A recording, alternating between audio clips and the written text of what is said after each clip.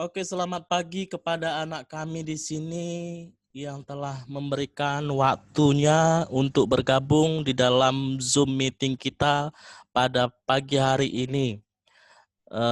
Semuanya sehat-sehat semuanya, Nak? Sehat, Pak. Sehat, Pak. Ya, kalau sehat-sehat itu kita patut bersyukur kepada Tuhan bahwasanya kita masih diberikan kesehatan dari Tuhan kita. Sebelum kita memulai pelajaran kita pada pagi hari ini, ada baiknya kita berdoa terlebih dahulu seperti biasanya yang dipimpin oleh anak kami Yasinta Yolan Selviana. Bapak persilahkan, dihidupkan mikrofonnya, Nugu.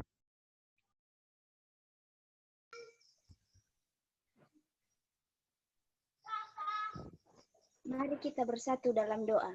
Dalam nama Bapa, Putra, dan Roh Kudus. Amin. Tuhan Yesus yang Maha Baik, terima kasih atas pertolongan-Mu dalam hidup kami. Sebentar lagi Tuhan, kami akan memulaikan proses belajar kami. Engkau yang selalu menuntun kami, sehingga apapun pelajaran yang disampaikan oleh guru kami, dapat kami tanamkan di hati kami, dan menjadi bekal di hari masa depan kami.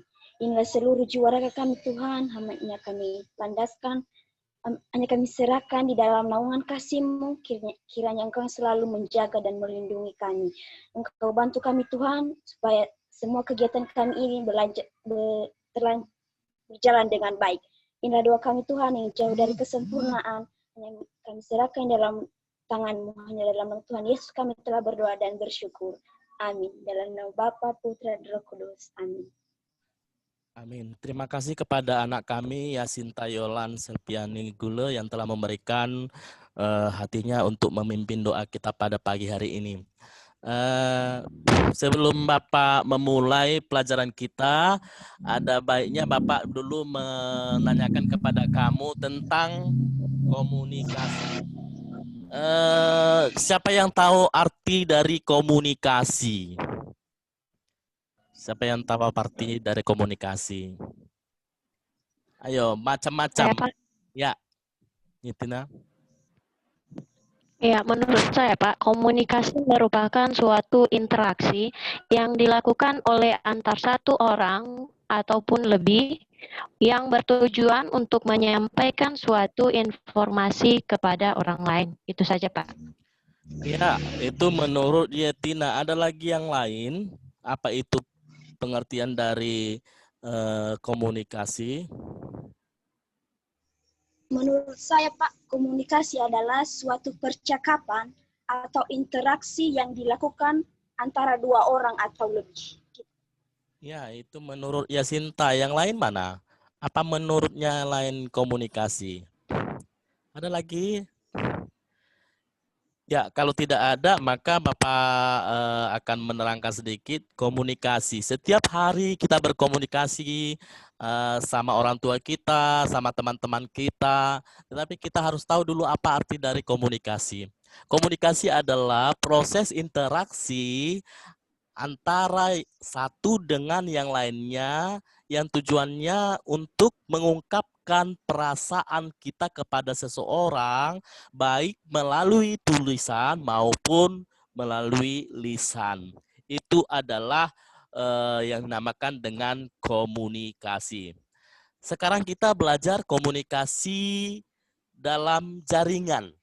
Ya, komunikasi dalam jaringan. Itu adalah pelajaran kita pada pagi hari ini. Sebelumnya kita harus tahu dulu apa tujuannya. Tujuan kita belajar komunikasi dalam jaringan yaitu nantinya kamu dapat memperjelas pengertian komunikasi dalam jaringan. Lalu yang kedua, nantinya dapat membandingkan komunikasi daring dengan komunikasi konvensional. Lalu yang ketiga, dapat melakukan komunikasi dengan menggunakan media chatting dan video conference. Lalu yang keempat, dapat menjelaskan cara melakukan komunikasi daring melalui media chatting dan video conference. Itu adalah tujuan dari pembelajaran kita pada pagi hari ini. Setelah kita belajar, itulah tujuannya. Lalu, ya, setelah itu kita harus tahu dulu pengertian dari komunikasi tadi, ya. Tadi Bapak sudah bilang, komunikasi adalah ya proses menyampaikan pikiran atau perasaan oleh seseorang kepada orang lain dengan menggunakan lambang-lambang yang bermakna bagi kedua pihak. Dalam situasi yang tertentu, komunikasi menggunakan media tertentu untuk mengubah sikap atau tingkah laku seseorang atau sejumlah orang sehingga ada efek tertentu yang diharapkan. Dengan berkomunikasi tentu kita ada sesuatu yang kita harapkan. Itu adalah pengertian dari komunikasi. Kompetensi dasarnya yaitu menganalisis komunikasi daring dalam jaringan. Lalu keterampilannya nanti kamu dapat membuat komunikasi daring dalam jaringan, yaitu keterampilannya.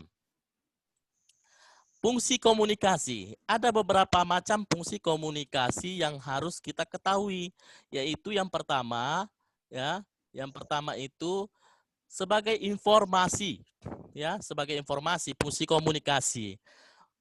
Komunikasi membantu proses menyampaikan informasi yang diperlukan individu dan kelompok, itu sebagai informasi. Yang kedua, sebagai kendali.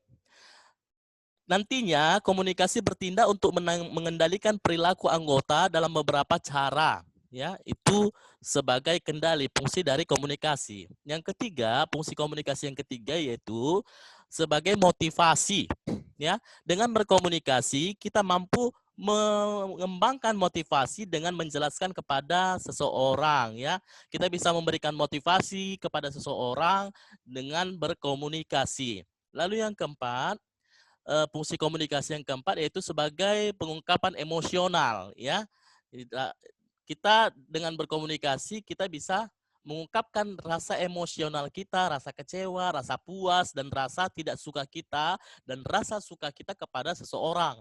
Itu fungsi dari komunikasi. Lalu, kembali ke komunikasi daring. Di dalam komputer itu ada dinamakan dengan komunikasi daring. Komunikasi daring adalah cara berkomunikasi di mana penyampaian dan penerimaan pesan dilakukan dengan melalui jaringan internet. Itu dari pengertian komunikasi daring. Komunikasi yang terjadi disebut dengan komunikasi dunia maya. Dunia maya artinya kita tidak melihat dan bertemu langsung kepada seseorang, bisa melalui aplikasi yang ada di internet, itu bentuk dari komunikasi dunia maya, Semu itu artinya komunikasi dunia maya. Lalu sejarah komunikasi daring. Sejarah komunikasi daring juga ada, Komunikasi daring itu pertama kali ditemukan tahun 1980, Pertama sekali ditemukan dalam komunikasi 1980. Lalu tahun 1990 muncullah internet. Dengan munculnya internet, maka orang bisa berkomunikasi secara daring. Contohnya adalah email. Email pertama sekali digunakan oleh pendidik di dalam berkomunikasi secara daring. Lalu muncul lagi yang lain-lain, aplikasi-aplikasi yang lain yang digunakan oleh orang-orang untuk berkomunikasi secara daring. Itu adalah sejarah dari komunikasi daring. Keunggulan komunikasi daring. Kita harus tahu juga keunggulannya komunikasi daring ini, yang dilakukan. Kita harus tahu keunggulannya. Yang pertama, dapat dilakukan kapan saja. Ya, benar. Dengan berkomunikasi daring, kita dapat melakukan kapan saja dan di mana saja. Sekarang ini juga kita bisa berkomunikasi daring. Contohnya, kamu di rumah kamu, saya di rumah saya. Kita bisa melakukan komunikasi daring di mana saja dengan waktu yang sama. Itu adalah komunikasi daring. Lalu, yang kedua, dari efisiensi biaya. Dengan menggunakan komunikasi daring, maka kita bisa menghemat biaya. Itu dia keunggulannya.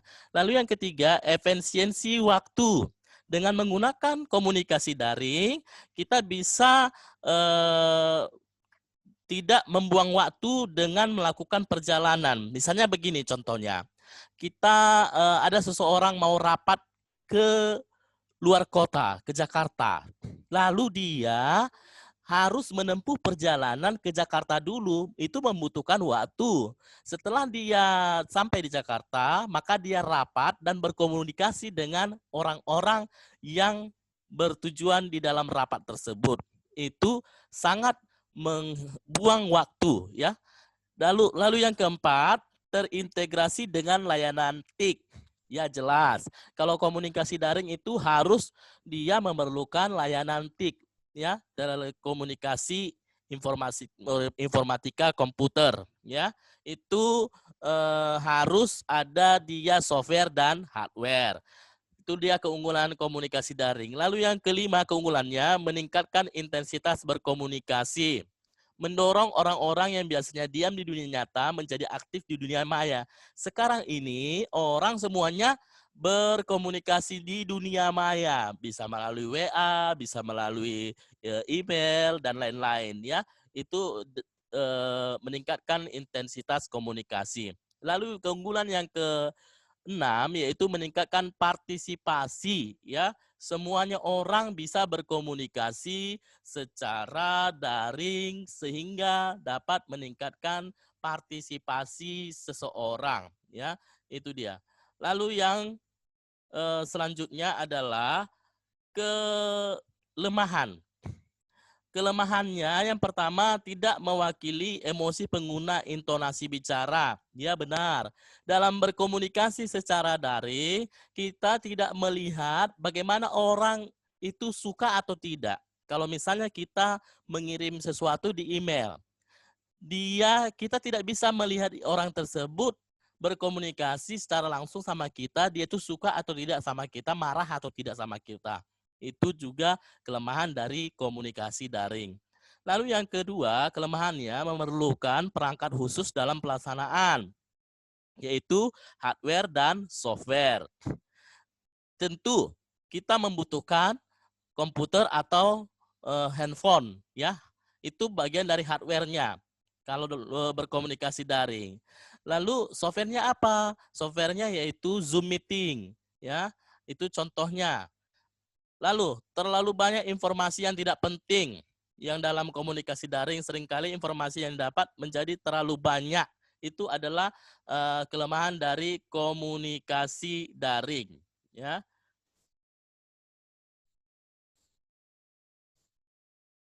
Lalu,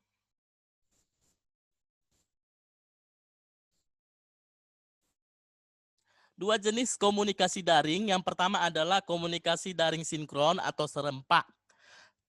Komunikasi daring sinkron adalah komunikasi yang menggunakan komputer sebagai media yang terjadi secara serempak dengan waktu yang bersamaan. Contohnya, yaitu sekarang kita menggunakan Zoom. Waktu yang kita gunakan sama dengan waktu yang saya gunakan. Waktu yang kamu gunakan sama dengan waktu yang saya gunakan. Di dalam ber-WA, chatting juga seperti itu. Ya, itu termasuk dengan jaringan komunikasi sinkron. Waktu pada saat kita chatting di WA, waktu di sana dengan waktu yang di sini itu sama, ya. Itu termasuk ke dalam komunikasi daring sinkron. Lalu komunikasi daring asinkron adalah komunikasi yang menggunakan komputer yang dilakukan secara tunda, ya. Secara tunda. Contohnya adalah dengan menggunakan email. Dengan menggunakan email. Email itu kalau kita baca, itu bisa kapan saja. Pada saat dia mengirim misalnya jam 7 pagi, lalu bisa kita baca jam 9 pagi, itu tidak langsung kita balas. Itulah yang dinamakan dengan komunikasi secara tunda. Ya, secara tunda. Ini dia, ya. Jenis-jenis komunikasi daring sinkron. Yang pertama adalah text chat.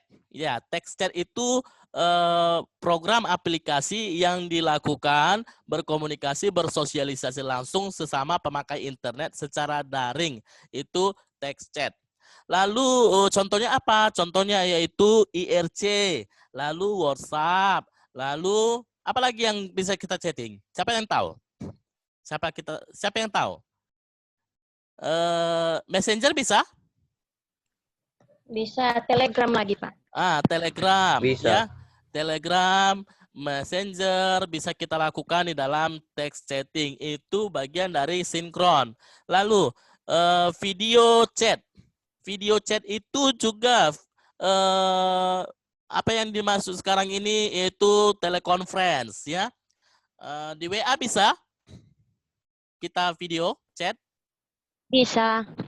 Di WA. Apalagi selain WA kita bervideo? Messenger bisa kita Messenger, bervideo? Messenger, ya. Messenger. Line juga Bisa. seperti itu, ya. Kita bisa bervideo menggunakan Line, Messenger, baru dia WhatsApp, baru dia yang lain-lain, ya. Lalu contohnya ini juga contoh komunikasi asinkron, yaitu email. Lalu contoh dari komunikasi sinkron yaitu WA, ya. Ini contohnya. Sudah tahu semuanya membuka apa WA secara sinkron di laptop? Sudah tahu? Sudah, Pak. Membuka WA? Sudah. Bagaimana? Ayo. Udah, Pak. Siapa tahu? Itu di Google, Pak. Di Google. Bagaimana caranya? Ya, Membuka di aplikasi Google. membukanya. Bagaimana caranya? Bagaimana caranya untuk membukanya? Ini ya, Bapak kasih tahu caranya yaitu ini. Kita buka dulu Google-nya. Udah nyampe ini Google-nya? Sudah, Pak. Kita buka dulu Google-nya, ya.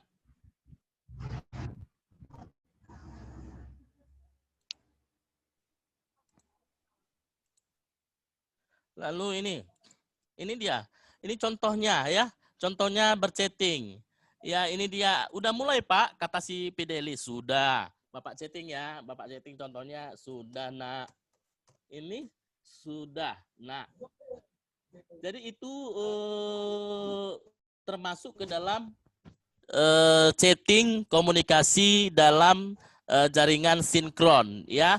Itu dia contohnya. Lalu apalagi contohnya kalau dia asinkron, contohnya yaitu email, ya. Contoh dari asinkron yaitu email. Kita buka dulu email di sini, ya. Sebentar.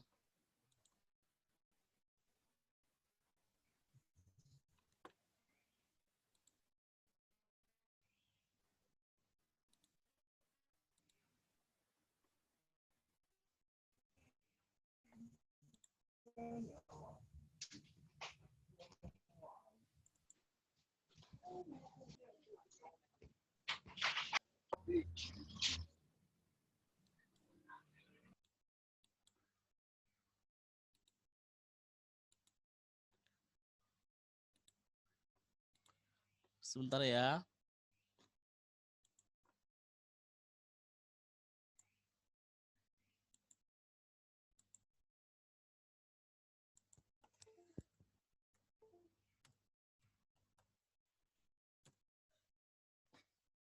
Ini email, contohnya Gmail. Udah semua melihat? Ini dia contohnya Gmail.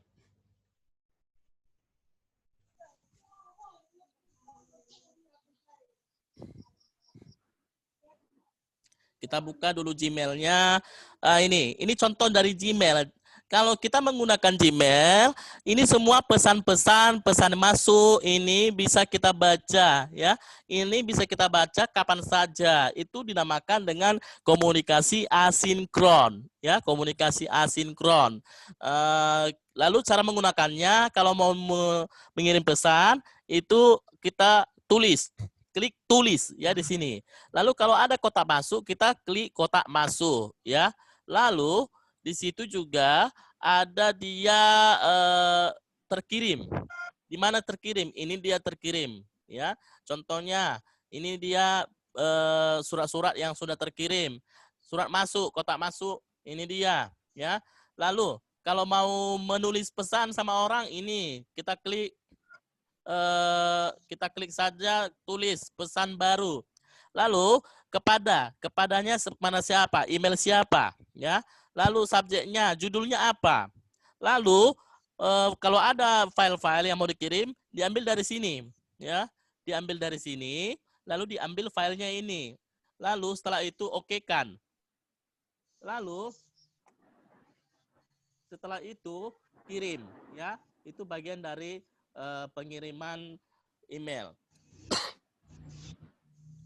Lalu kita kembali kepada yang tadi, ya. Kita kembali kepada materi kita. Kita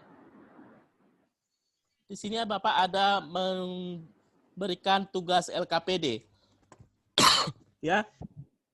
Bapak ada memberikan tugas LKPD, tugasnya ada 2 tugas yang kamu kerjakan nanti yang Bapak kirimkan di Google Classroom, ya. Yang pertama ini dia contohnya. Buatlah akun WhatsApp dan Telegram bagi yang belum memiliki akun WhatsApp dan Telegram. Siapa di sini yang sudah memiliki Telegram? Siapa yang sudah memiliki Telegram? Saya, Pak. Tidak ada. Tina. Lalu siapa lagi? Siapa lagi yang memiliki Telegram? Berapa orang yang memiliki Telegram? Apa perbedaan Telegram dengan WhatsApp? Siapa tahu? Apa perbedaan Telegram dengan WhatsApp?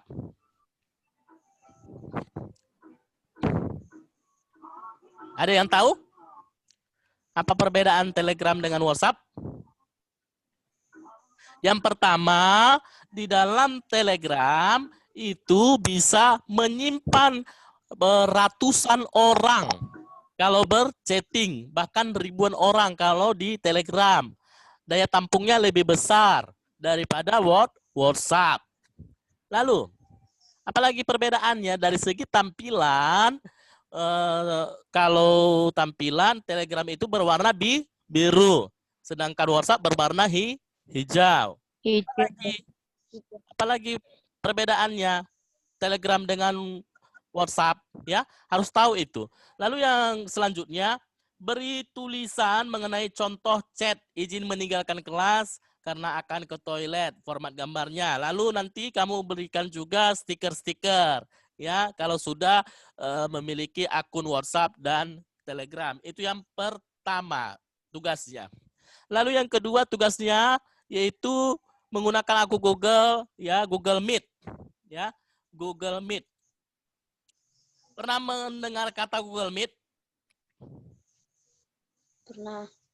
Coba dulu nanti kamu ambil Google Meet, ya, di Play Store, di HP kamu. Itu kamu download di HP Google Meet, ya.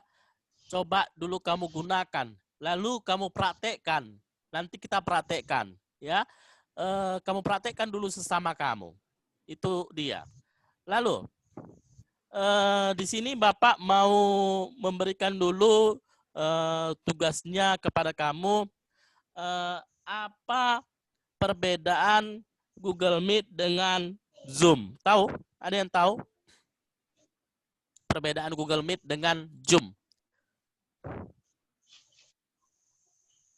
Ada yang tahu perbedaan Google Meet dengan Zoom? Siapa yang tahu perbedaan Google Meet dengan Zoom? Nah, itu juga tugasnya nanti, ya. Harus tahu dulu, dilihat dulu di internet apa perbedaan Google Meet dengan Zoom. Jadi harus tahu perbedaannya. Ada yang mau ditanyakan sampai di sini? Nogu? Ya, dia buka mikrofonnya. Siapa yang mau bertanya? Dibuka mikrofonnya. Boleh, kita sharingkan. Siapa yang mau bertanya tentang yang sudah Bapak ajarkan tentang komunikasi sinkron dan komunikasi asinkron? Siapa yang mau bertanya? Boleh.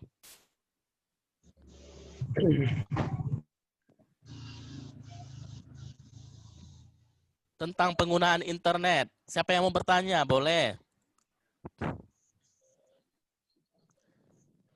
Ada yang mau bertanya sebelum Bapak simpulkan? Ada, Pak. Apa itu? Yuk. Tadi di bagian komunikasi daring ini memiliki berbagai macam kelemahan.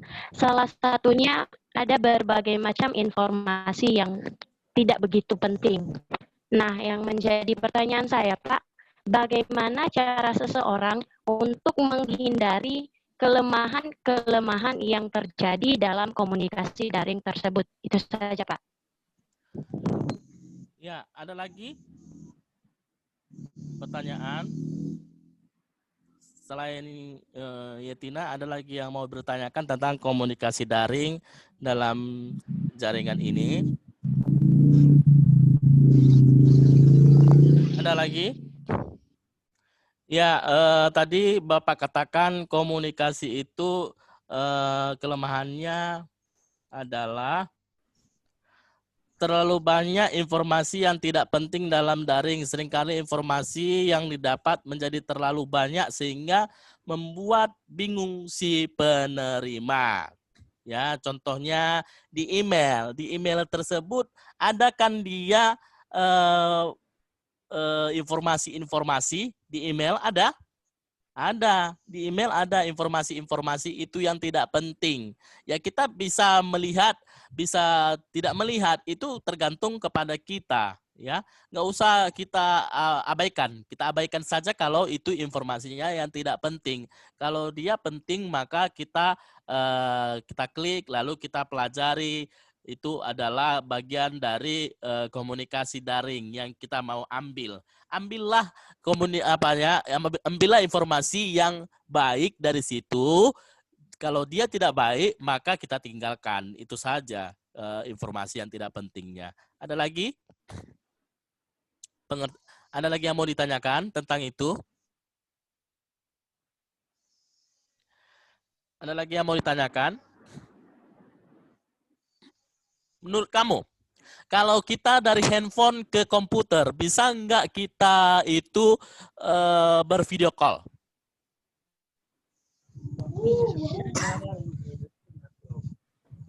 Bisa nggak kita bervideo call dari handphone ke komputer? Bisa, Pak. Bisa, Pak. Udah pernah diperhatikan? Udah, Pak. Sudah. Udah. Bagaimana caranya? Ayo, siapa yang tahu? Aplikasi WhatsApp lah. Ya, aplikasi Messenger pun bisa, Pak. Messenger juga bisa ya? Iya. Iya. Lalu ada nggak kelemahannya? Ada nggak kelemahannya?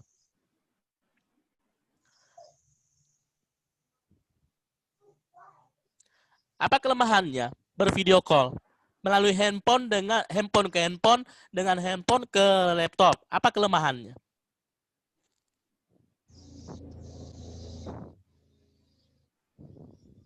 Ayo. Kelemahan pertama harus ada wifi, Pak, atau hotspot di komputer.